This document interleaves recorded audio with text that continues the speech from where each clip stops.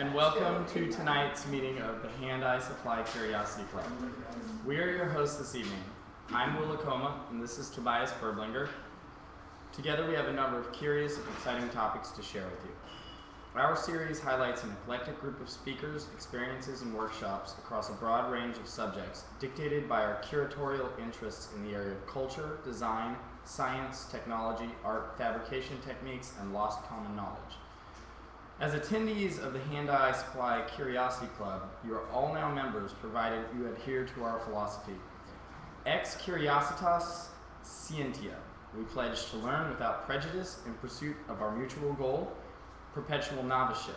We admit that it is impossible to know everything about anything, and thus we remain perpetually curious and perpetually novice. This is our flag and our mascot, Franklin. The lightning bolt represents the receipt of knowledge, the enlightenment of illumination, the resonance of truth understood. It awakens and excites us and makes us hungry for more. I'm pleased to introduce our speakers, Amber Case and Aaron Parecki.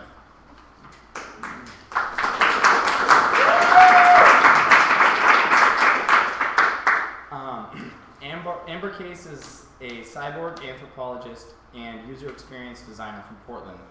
Her main focus is mobile software, augmented reality, and data visualization. Last year, Case was featured in Fast Company as one of their most influential women in technology and spoke at TED on technology and humans. She worked with Fortune 500 companies at Wieden & Kennedy and now works as a user experience designer at Vertigo Software in Portland, Oregon. Aaron Parecki is a Portland-based iPhone and PHP developer interested in solving practical problems with technology. In his free time, he enjoys geolocation, linguistics, and building home automation systems and IRC bots with a sense of humor. Thank you.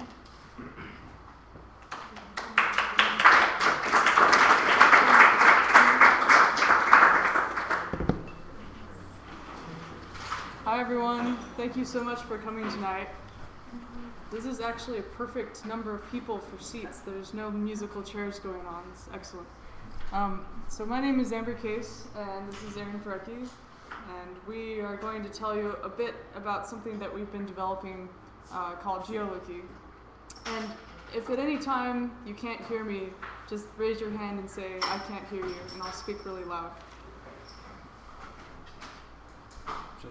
Oh, it's really bright. I can turn off the lights, but I think I might be Can you see this nicely or not? Okay, great. Pretty good. Perfect. So we're going to talk about ambient location applications. So first I'll give you a little overview of what I do and kind of my philosophy behind developing this type of software. So every time you use a piece of technology through the interface of your eyes or your hands, you're kind of a cyborg. And most of the development in history of technology has been to augment the physical self. So you get into a car and it allows you to drive faster, basically allowing you to run really fast. Or you use a hammer and it augments the capability of your fist so you can hit things harder. So these tools have been physical, but now we're seeing tools that augment the capability of the mental self. And that's why this technology that we're seeing right now, this external mental self that we're using for our ears to reach across the world in a second and our eyes to see things on the other side of the world through YouTube, is a really interesting thing to study. So traditional anthropology goes to these other cultures and says, oh, how curious these people are, their tools are amazing, how fascinating and weird, and then goes, this anthropologist goes back to their country and says, oh, well, look at these funny people, look how weird they are, and nobody really reads their papers. So cyborg anthropology says, oh my gosh, the world around us is really crazy. Look at these weird kids and their weird tools and all the strange cultural phenomenon that are going on.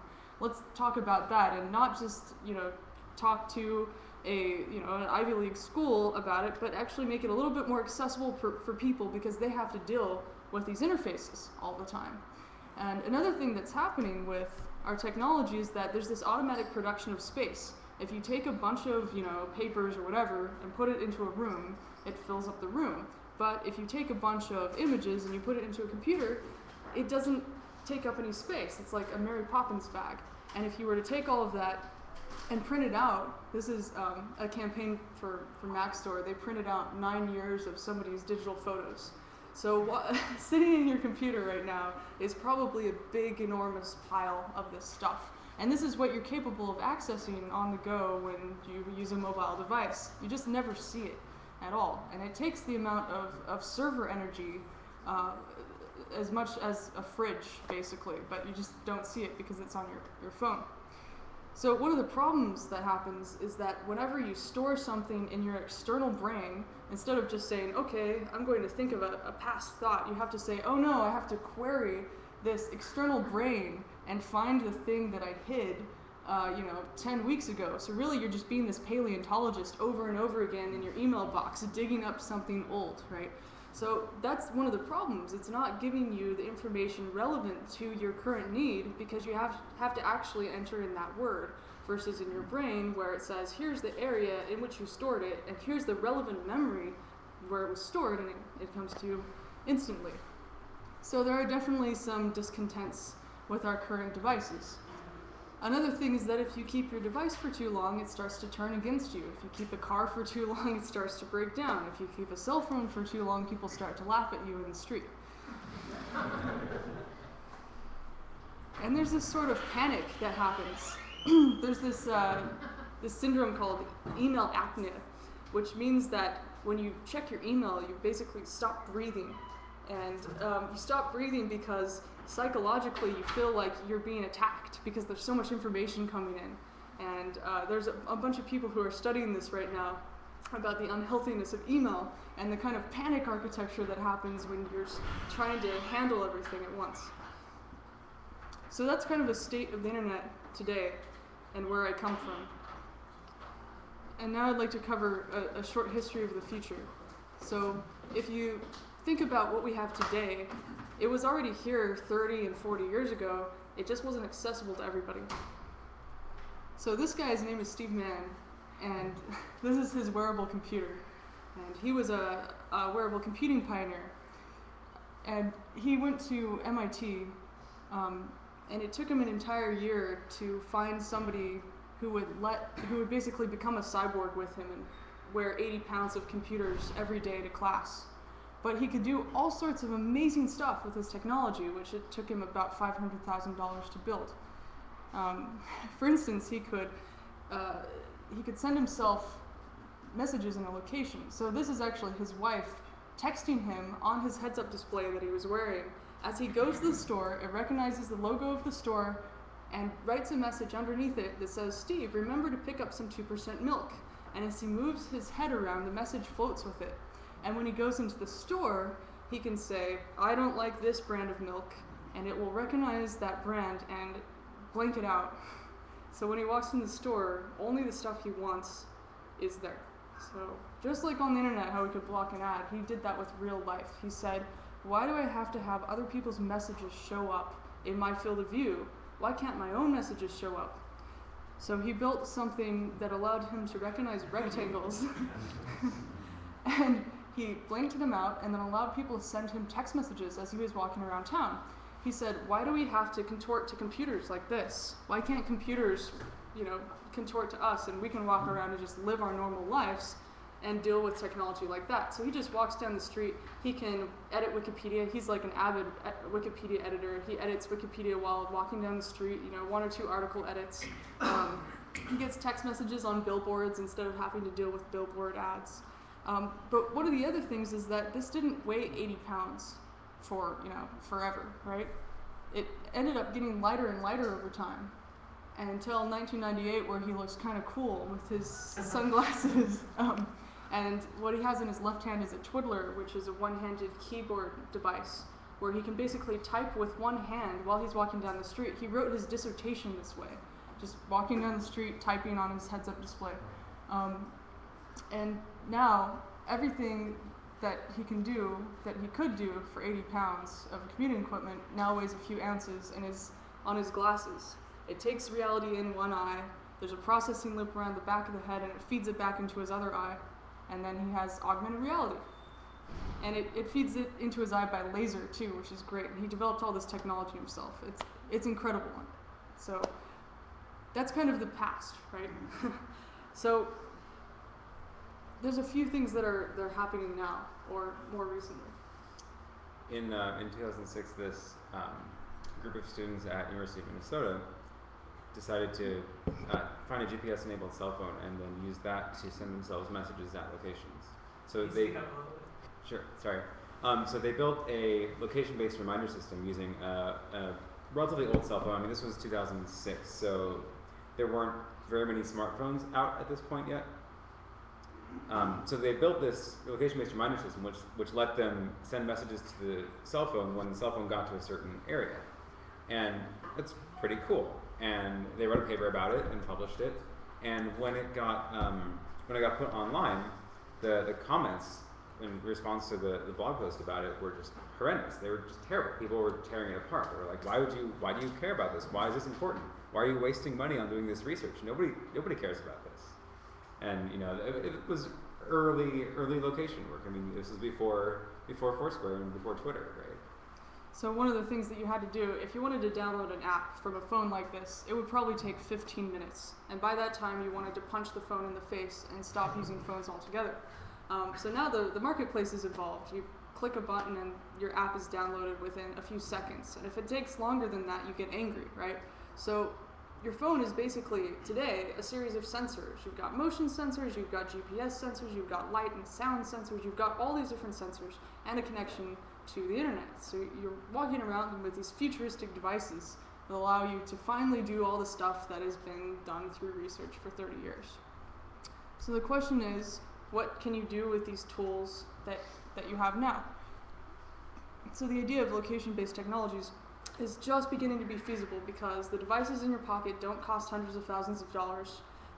It's extremely small hardware that's really affordable. And that's just happening right now. Around 2006, 2007, I had this crazy idea that I wanted to track everywhere that I went. So I was starting to look for options on how to do this. And one of the options was getting this device from Sparkphone, which was a way to, it had a GPS chip in it and recorded to a little camera flash card. And I was like, sweet, this is great. I'm going to be able to record GPS forever and analyze it later. And I only lasted about a week because it took another set of batteries. I had to charge it separately. I had to, every night, download the card to my computer and process it. And it was just, even me with my super high tolerance for like painful technology, I couldn't even do it. So a couple of months later, I finally found a smartphone, one of the few smartphones that had GPS at that point. And it was this old Windows mobile phone. And it had a GPS chip, and I got an unlimited data plan and started logging the GPS positions every 6 seconds, all day. So the neat thing about that was that it had a connection to the internet. So I didn't have to do nightly dumps of the data. It was just always being pushed up in real time to the server. You have a good one. You too.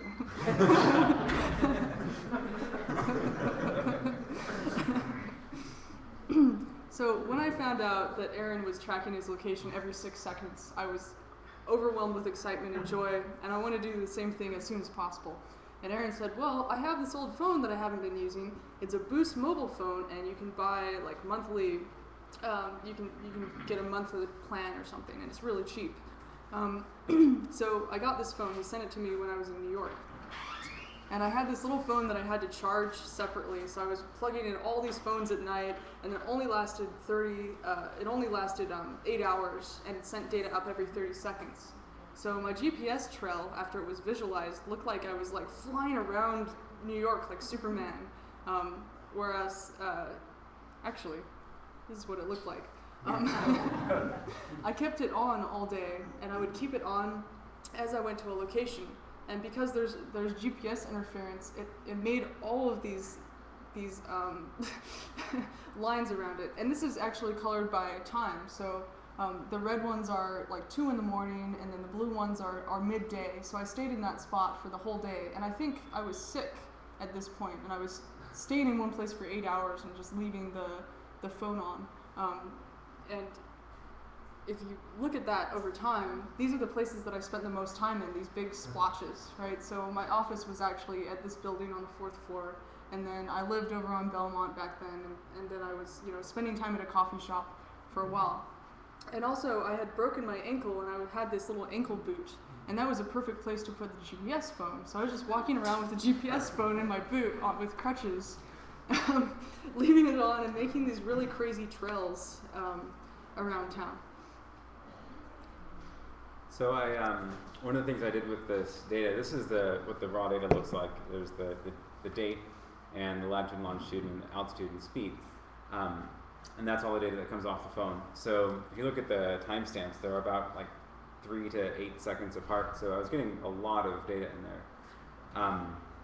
So what I did is I took all of the points and I plotted them all on a map, or not on a map. I plotted them on a blank canvas, and what appears is a map.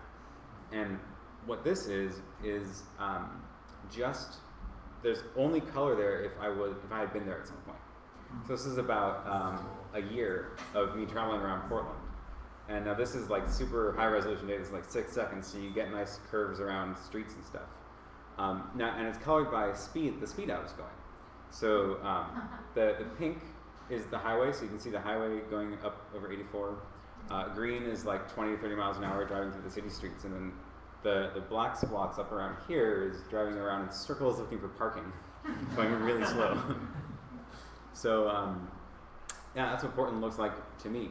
And this is Eugene coming into downtown there from the highway again, and I guess I covered in the year or two I was there. I covered every street block there, and even a half block.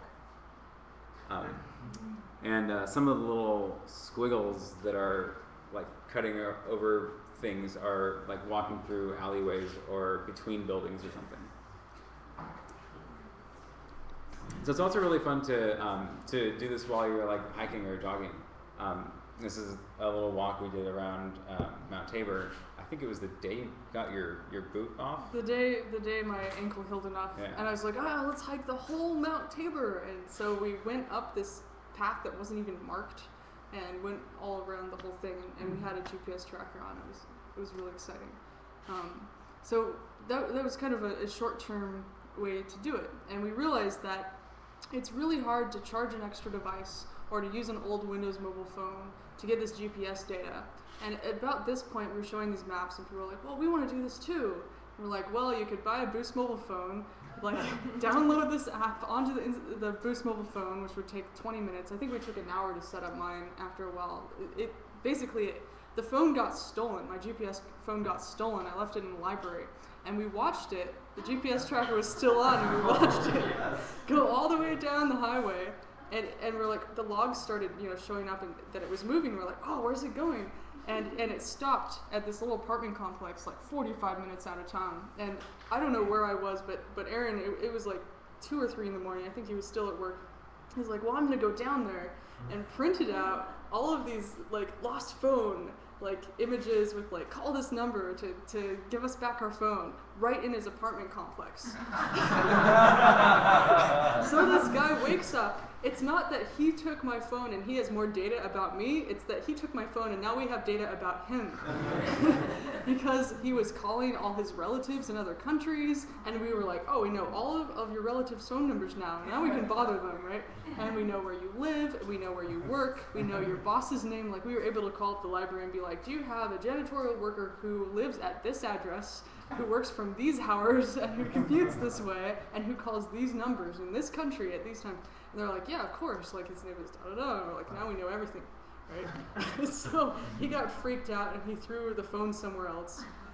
And he lied about it to his boss. And we just terrified the guy, right? We didn't want to get him fired, but we thought it was funny, We're like, okay, well, can we have, it was like $50 for this phone. And he's like, yeah, here you go. And we're like, don't worry, you're totally okay. Like, we can't believe you did that. It's a really crappy phone. Like, so there are these, we ended up making, an application after this. But we realized that a lot of the current applications out there right now publish your location. They're not private, and there are a bunch of issues.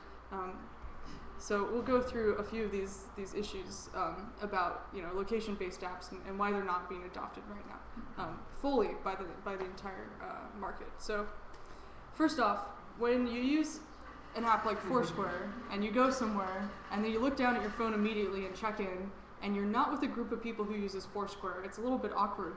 The fact that you have to socially punctuate your life in order to check in and receive rewards is fun if you get cool points and you get, now they have a thing where wherever you checked in a year ago is stored in their server, and they'll say, you haven't been here since July of 2008, and you're here with this person, and you haven't seen him in 6 months, and you're like, wow, this is incredible. But the thing is, once you become friends with somebody on this system, you're friends with them forever.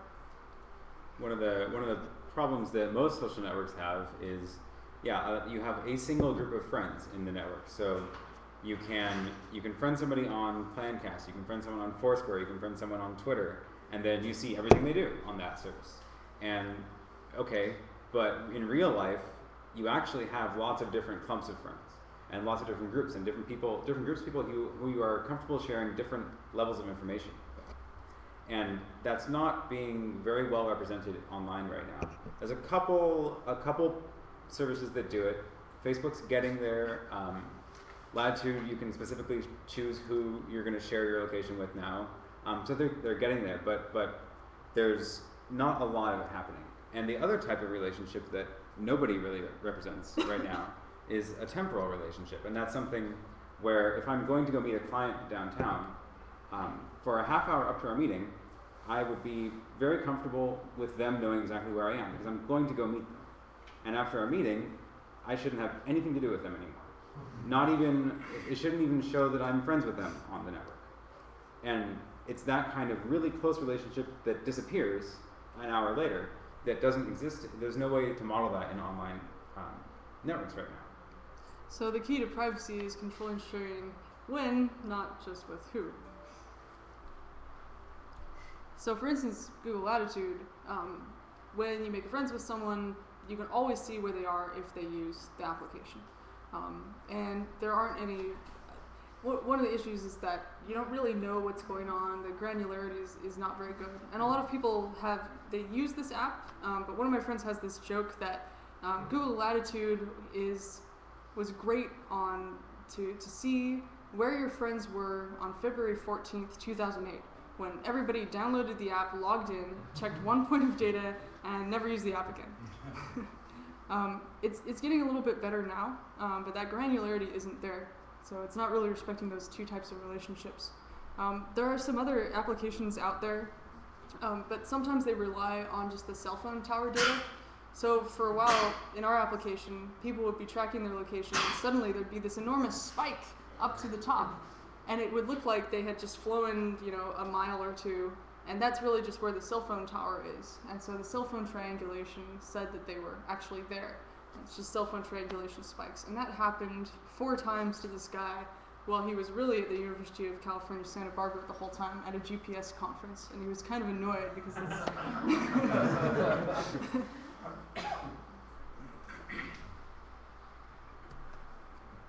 So a really good way to use GPS is Waze, where everybody's driving down the road, they're sharing their GPS data, and they can report in real time if there was a car accident or something like that. So it's an application of location data besides just the check-in or friendships or points and things like that. It's turning every day into kind of a game to see how you can get somewhere faster instead of being mired in traffic all the time. So here's what we're trying to solve. This is the fundamental annoyance that we keep finding in our lives that we decided that there must be a better way to solve it. So say, you schedule a meeting at 3 p.m.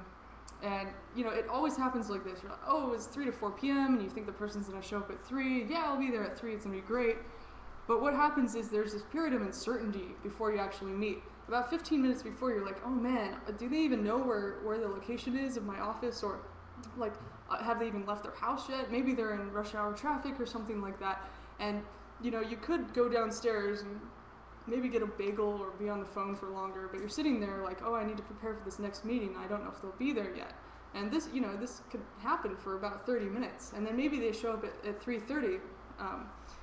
And usually the messages that happen back and forth are like, where are you? I'm on my way. Great, I'm finishing up work. Oh, wait, I'm stuck in traffic. Oh, I'll be an extra 15 minutes late. Okay. And then almost there, 5 more minutes. So the thing is, 5 minutes, whenever somebody says 5 minutes, that's not even a unit of time. That's just like, it's not even real.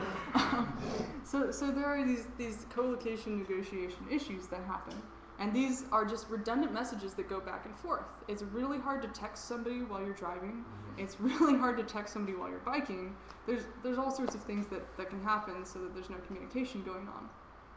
So these can be just eliminated if you know where somebody is and how fast they're moving and how far away from you that they are. So now if you, now if I'm going to go downtown and meet someone, I open up the app, hit send location, and then they get this that they can pull up and see exactly where I am.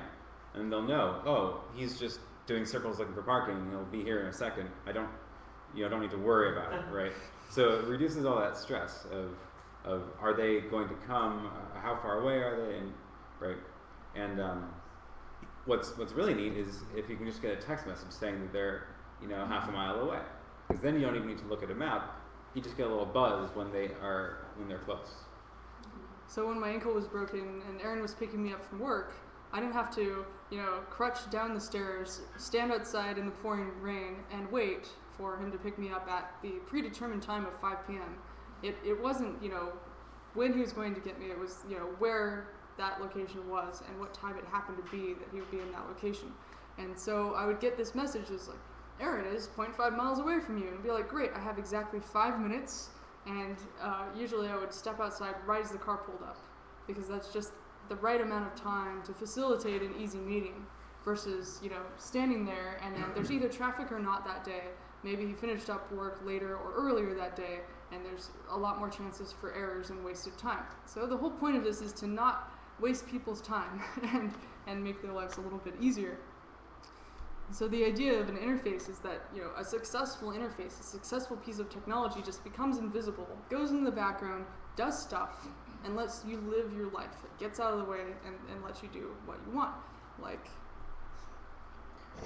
electricity. When you turn on a light in your house, you don't have to think about how the electricity is getting to your house. You just know that when you hit the button, the light's going to come on. Although all the work of getting the power to there is abstracted out. But what if you could go one step farther and not even have to turn on the button, not even have to press the button? Because if your phone knows where you are, your phone can hit the button for you and turn on your light for you. Because it knows that your location is within an area defined as your home. And when your GPS-enabled phone gets within the bubble defined as your home, it automatically triggers the lights to go on or the lights to go off. And that way you don't have to remember to turn on or off the lights. They just happen automatically. Then you don't even have to press any of the buttons. So there's this conference in town called WearCamp. And I gave this kind of angry blathering session about what I called auto-subscribing geolocal RSS feeds. And I was surprised that anybody showed up with a name like that. It was just a bad choice. And I drew a map of Portland, and I drew a bunch of different circles on it. And I said, when your phone gets into this quadrant of Portland, you should be subscribed to information that's in that quadrant. And when you get to this quadrant, you should get to subscribe to this type of information. Because your phone knows where you are, there's information relevant to you, but it's only relevant to you if you're in this location. So why should you be getting other location? So I drew this thing where, you'd go with your phone and be like, Amber's in Northeast Portland, Amber's in Southeast Portland, things like that. And basically this was the idea of automatic check-ins. So you could draw a bunch of circles on a map, and when your phone's in a circle, it gives you information based on that area. So I was in New York. Aaron had mailed me, with the GPS on, he mailed me a GPS-enabled phone across the United States. We got to watch it. And it was mapped to a map, and it was really fun. And it got there, and I was using it in New York, and I came back to Portland, and I was, driving around town, and then suddenly I got this text message that said, Case Organics is on the Burnside Bridge. And then I got into the Pearl District, and Case Organics in the Pearl District. I was like, oh my gosh, like this whole automated check-in system actually exists. And I said, Aaron, what the heck? Like, what is this? And he said, oh yeah, well, it looks like this. And I said, you mean like this? And he's like, yeah. I was like, when did you build it? He's like, 2008. And he was living in Eugene, Oregon. So he had built the system that I had been talking about at the same time, and we just didn't live in the same location. So we had a co-location negotiation. So I was extremely excited about this, because you can do all sorts of triggers. You could say, if I'm not within this location by 9 a.m., automatically text message my boss saying I'll be 15 minutes late. Because suddenly reality becomes a system of triggers to make your life a little bit easier. So I already said this, but technology should get out of the way and just allow people to connect with each other. So this is what the little module looks like that controls the lights. It's an X10 module. It's been around for, I don't know, like 20 years or more. And you plug it into the wall, and then you plug in your lamp to it, and then it can control the lamp. So it's great. So then it's just a matter of getting something to send the signal to that, which is what the GPS phone does now. It triggers the module to hit the lights, and with that, your phone starts to be controlling your reality now. So it's not just a way to, it's no longer just a communication device. Now it's a way to actually affect your environment. So a little while later, Aaron said, hey, look what I programmed on a Sunday afternoon. And I said, great, what is it? And he said, well, this is the idea of a GeoNote. So here's a map, and you can choose a radius of a circle and put it on the map and leave me a note in a location. And when I get into that location again, I'll get that message. I said, great, okay. So I started leaving him messages all over town. And he said, I made one for you too. So I said, great, thanks. And I sent a link to it, and people started sending me messages, right? So I'd be driving around town, and I'd go over a bridge and be like, the Burnside Bridge was built in 1920. It has this many people that go over it every year. And I said, wow, like, it's like trivia. It's like the whole city is now a museum, that it's not that I have to bring around a tricorder device or bring around a big heads-up display or load an augmented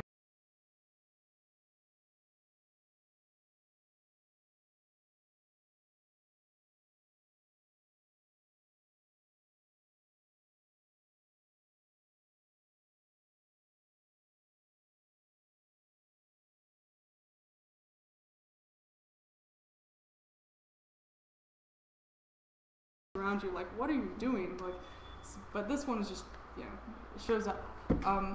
So fun fact, I think a year ago today was the first time that site appeared. Happy year today event. Yeah. So there's a bunch of other things that you can do with this.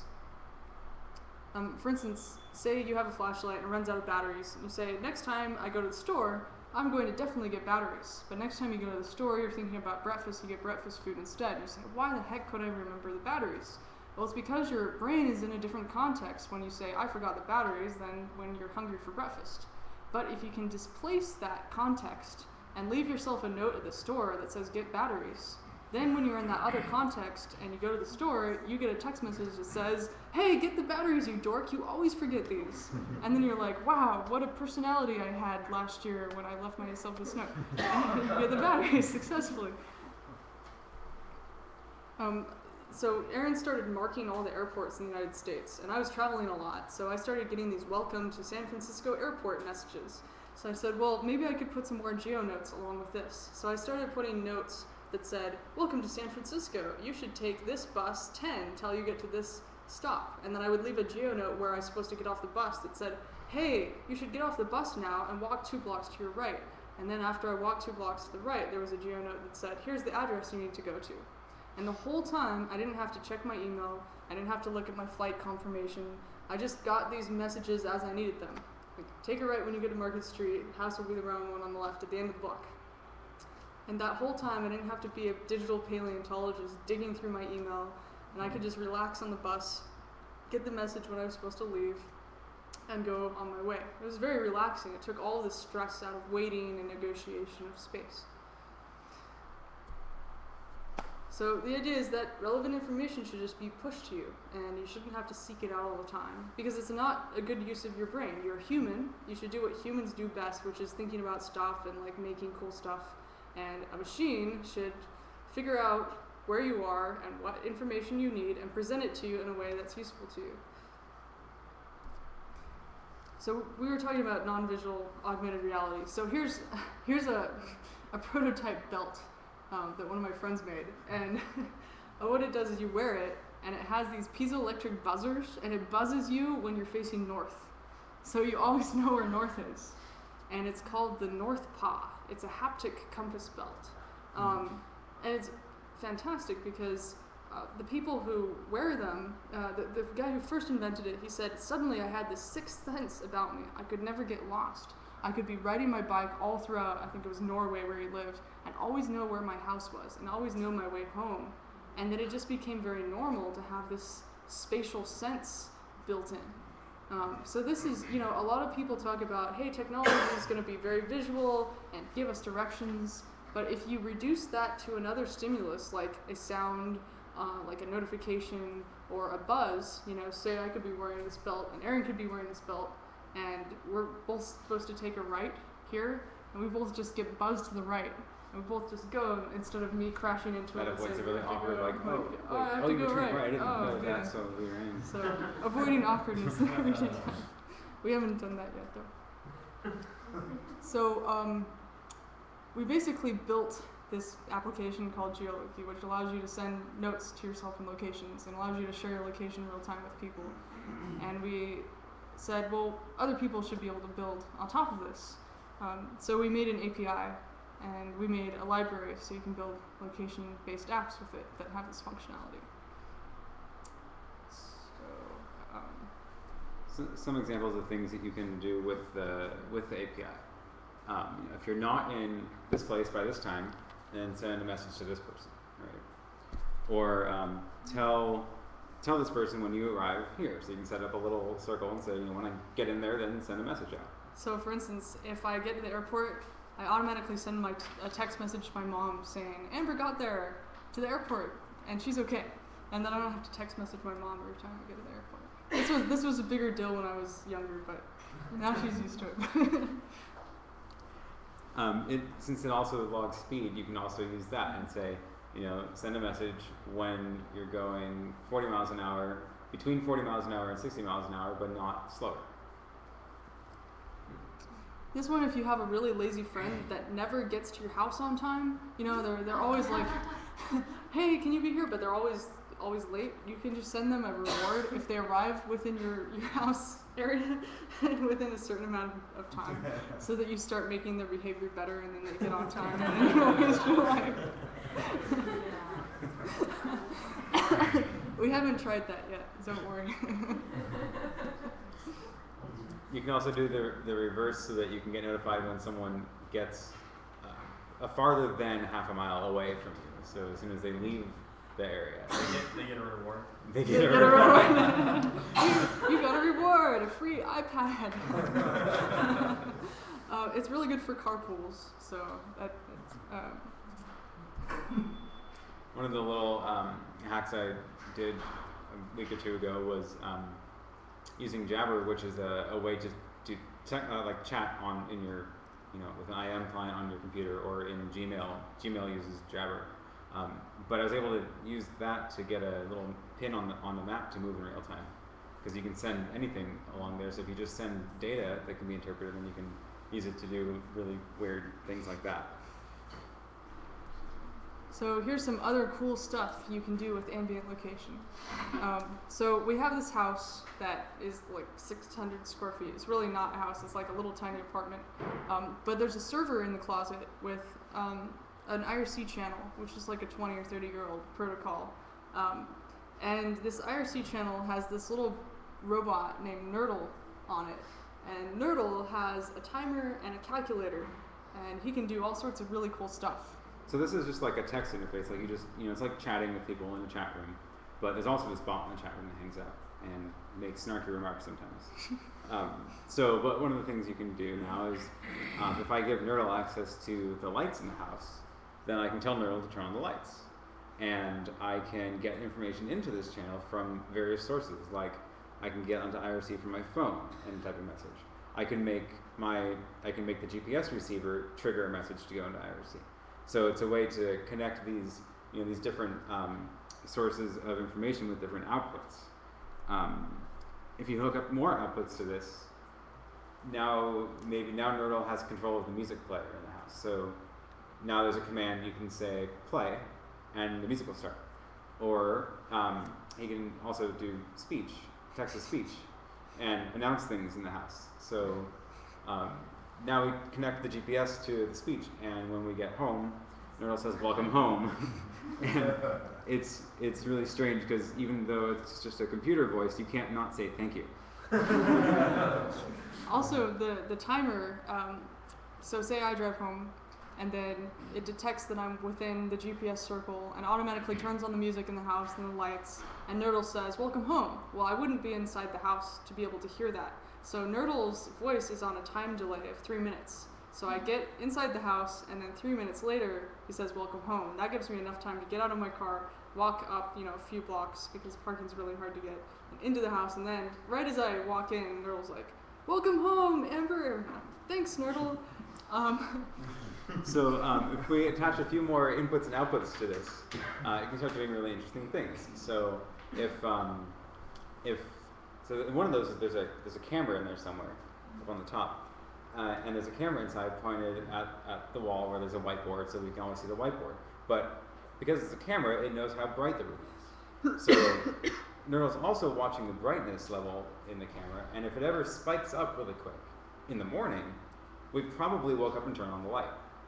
So he'll use that to then go check the weather and say, "Good morning, it looks like it's 47 degrees out and it's going to be mostly rainy today." And then you know how to dress, and you never had to ask for it. It just sort of happened because the environment was aware. Also a temperature sensor, there's temperature sensors in all the rooms. So when turns out when you turn on the stove, it makes the temperature in the kitchen shoot up for 10 degrees pretty quickly, just because of all the heat from like the gas stove, right? So again, I can watch for that spike, and then he can say things like, "Hey, what's for dinner?" or "That smells really good." But it ends up freaking people out really bad. He had this set up in a house full of 6 people, and everyone had like text message access to the lights, so they could turn on and off the lights for text message. And when the bot would say, "Ooh, what's cooking in the kitchen?" everyone would, how does Nerdle know that I'm cooking food? There's a few other things that can be done, but sometimes if you leave your GPS tracker on when you get home and you don't turn it off, sometimes there's the cell tower triangulation until we fix that.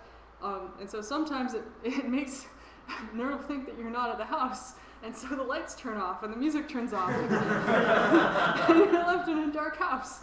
And you have to wait for the cell phone triangulation to go away. And then all the lights turn on and he welcomes you home again. So sometimes 3 minutes later. 3 minutes later. Does Nerdle ever say anything really weird when it's completely dark? No. If there was a program to do that, and we secretly installed him in somebody else's house, then yes. Wait until 15 minutes after the lights have turned off, and then say, "Are you still awake? Can you tell me a story?" This makes me want voice recognition and Eliza. Yes. So here is the application that we built. I had a stuffed animal dinosaur, and he was starting to wear away, and it was really sad. So I tried to immemorialize him in some way by turning him to a vector graphic, and then we needed a logo for our app, and that's how this dinosaur showed up. And so we ended up figuring out how to make iPhone apps. Aaron basically read a book, and in 3 months knew how to develop iPhone apps, which is great, because we were able to allow people to see their history over time on a map and check in to a location. And basically, we were able to put in things like automatic Foursquare check-in. So if you're at a place for more than 10 minutes, it'll see if you've checked in on Foursquare before and check you into that location. And then it will say, "Here, you were checked in this location, you've been here X times before, and here's a tip that was left at the location." So we'll just be sitting there at the coffee shop and get a cool tip, and usually, it's like the bathroom password or whatever people leave at these locations. It also allows you to send your location to somebody and have it expire after a certain period of time. So you can have it expire after 30 minutes or 40 minutes or forever. And now we have a little widget that you can embed on your site. So say you're a food cart that roves around Portland and you want people to know where you are all the time. Well, all you have to do is plug your phone into the truck and have a little widget on your site, and then everyone will always know where you are, and they'll be able to run after you and get barbecue tacos or whatever. Hopefully when you're not at a really long stoplight because it thinks you've stopped. There's the GeoNote screen where you can leave yourself a GeoNote. And then this other segment, these are layers. So there's this augmented reality company called LayR, which is where you can leave information around, but you have to load it and wait for things to happen. So this is just like geocoded data that you can subscribe to. So this earthquakes layer sends you a notification if there's been an earthquake within 50 miles of you, where it was located and how big it was. We said, what else can you do with these layers? So Marshall Kirkpatrick, one of our friends said, well, I want to have Wikipedia articles automatically text to me when I go around town to say, you're near this historical building, it's exciting, and here's what it is, and here's the Wikipedia article. So more people than we did had interesting ideas. And so we started having these hackathons, and people started building applications on top of this. This is a sort of flow diagram of what it looks like to build an app. You have the Geoloqi API, and you have your app, and you're connecting your app with other data sources and other ways to send and receive messages. Here's an example application. This actually works if you want to try it. Just send a text to that number and say, where is Aaron, or where is Amber? And it should give you back this intersection. So that's a text-based interface to location now. And so it works really well if the person that's trying to find you doesn't have a smartphone, because then they can just ask the question, and they don't have to load a map. And we actually did this at this big tech conference in Austin where there's no bandwidth and everybody was on the phone and there was no data, so we just had text messages. We went to this thing called Science Hack Day, where all these people interested in science and technology made applications. And we did this science trivia game, and these are all the long markers next to the Institute for the Future that was organizing the Science Hack Day. And we had these people walk around town in a group, and everyone would get a text message that said, hey, look at that thing to your right. What year was that built in? And if you said the answer like 1971, it would say, congratulations, you got like 10 points, and there was a leaderboard and everything, and we got points. And basically it made people walk around town really slowly and point at things. But it was a really good experience building this sort of game. Because of your real-time location, you can do things based on that location. And after we played it, we all felt like little kids discovering the world again for the first time, which is the exact opposite of what you feel like when you're dealing with technology, your nose in your email the whole time without looking up. So it was this kind of different moment that we felt. Another example is this, we call it Chattercast. Built this up in Seattle. The city of Seattle makes a lot of data available to developers who want to do cool things with it. So we took the data set that was the real-time 911 calls. So as 911 calls are recorded, this data feed is updated. And we took those and put it into Geoloqi. And then as you walked around Seattle, you would get text messages if there was a call near you where you currently are. So you'd hear a siren go by, and then you'd check your phone and be like, homicide on 20th. Actually, they were more like, petty theft or, really. Seattle's not terribly crimeful, but it was fun to just be able to know, because a lot of times when you walk around, and something happens, you don't know what it is, you always get, curious, and this kind of answers all your questions in an interesting way. So we had another hackathon, and our friend Reed Bills made this app called Don't Eat That. He took all the restaurant inspection data of the city of Portland, and he said, set your threshold level, 1 to 100. We'll text message you if a restaurant is below a certain threshold level.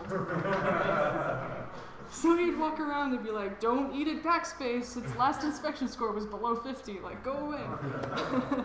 and he programmed a bunch of snarky responses so that, and all you'd do is, instead of downloading an application, you would simply, you could either set that threshold level, or you could just go to the Geoloqi app, load the layers page, and there was an app within an app. You just subscribe to it.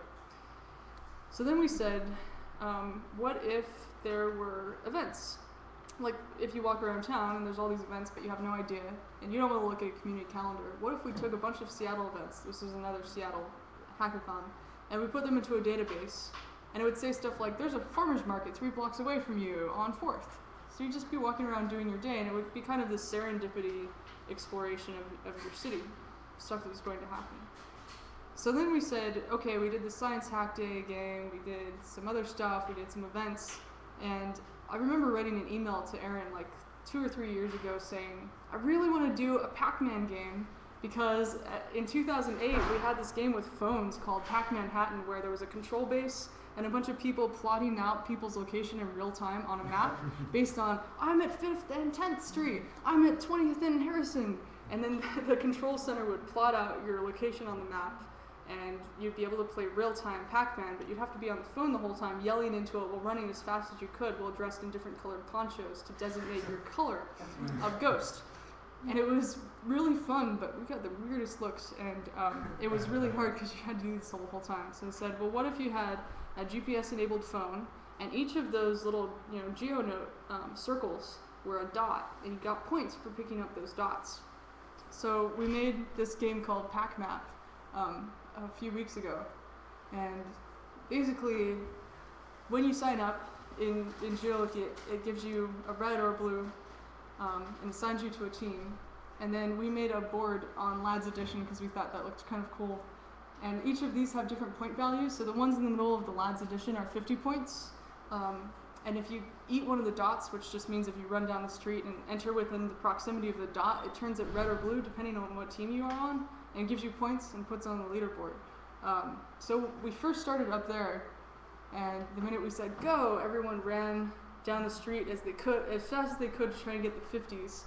And we realized as we were running that life no longer was like the regular life that you feel when you're walking down the street and you're annoyed that you have to walk 2 blocks somewhere. It was this thing where suddenly you were super excited about life and everything was different. And all of us had this interesting moment where we realized that life was this game, but it was still life, and it was really exciting, and we were running, and we were having this amazing experience. And we didn't expect that. We didn't build a game to do that. We built a game because we were like Pac-Man.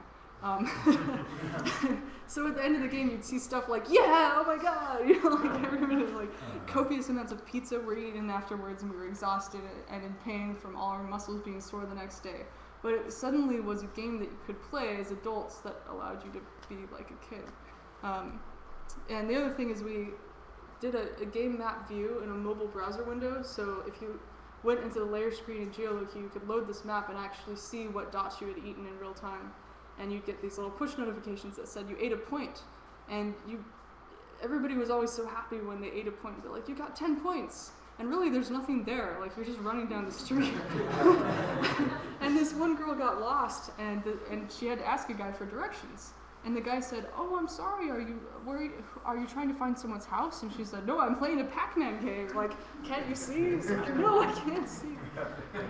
So we're going to build more of this game out and make it excellent. And then there's going to be a public event at the park blocks. And if you have iPhones or Android phones, you should just show up and play Pac-Man and get lots of points. So in conclusion, the future is going to be awesome, and we hope to see you there. Thanks a bunch.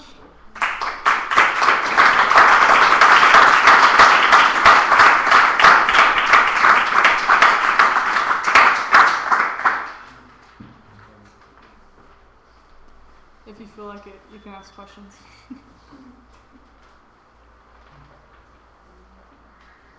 What do you do to access these other layers? Can you do that in the app? Is that something that's done in a desktop context? Is publishing like entirely public, or is it like can you select people that you publish your layers to? If you want Both. You can put a little button on a website that you make about your layer, so people can subscribe to it there. And it also shows up if you're in the desktop or the mobile views, and you can see what layers are nearby you, and it only shows things that are nearby, so that you're not seeing like some Pac-Man games happening in like Philadelphia or something. It doesn't matter. Yeah. So also some of the layers are hidden until you're actually in that area. So unless you're in Lads Edition, you can't see the Pac-Man Lads Edition layer. But sometimes people will be like, oh, there's a game there, and they'll try and go in and like hijack the game and eat the points. So what we're gonna have to do is start and stop game options so that we can say it starts now, and then everybody has a fair chance. But yeah, so you can go into the site and you can say turn on and off this layer, or and things like that. So it makes it just easy to build apps. It's basically building like I guess a mobile app within an app, which is kind of cheating and taking a lot less time. Cool. Well, thanks a lot for coming out. Yeah, thanks.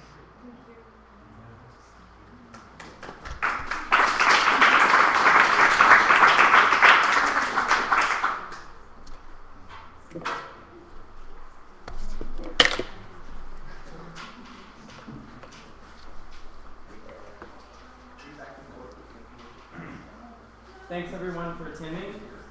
The next meeting commences on April 19th at 6 p.m. with Kurt Mottweiler. In recognition of Portland's month of photo activities and the resurgence of interest in alternative and historic photographic techniques, Kurt will present some of his original designs for medium and large format cameras, while exploring a collection of details about design and fabrication techniques used in his process. He will provide examples of camera design as well as associated examples of luminaire design and a recent venture into the world of timekeeping. Thank you.